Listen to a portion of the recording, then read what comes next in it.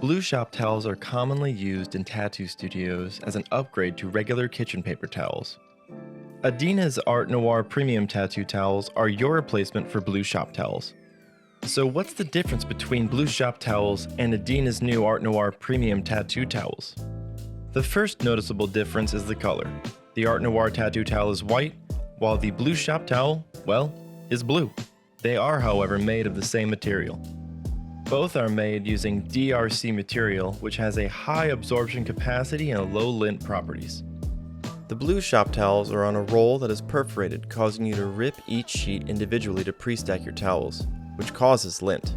The Art Noir premium tattoo towels are individually interfolded in polypacks. Once that pack is opened and loaded into the Art Noir tattoo towel dispenser, there is easy single towel dispensing without having to rip towels apart.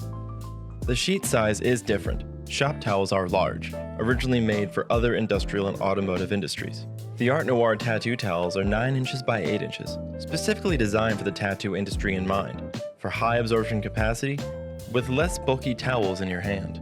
The overall cost savings when using the Art Noir tattoo towel dispensing system will optimize the amount of towels used, equaling less waste, reducing overall cost in use.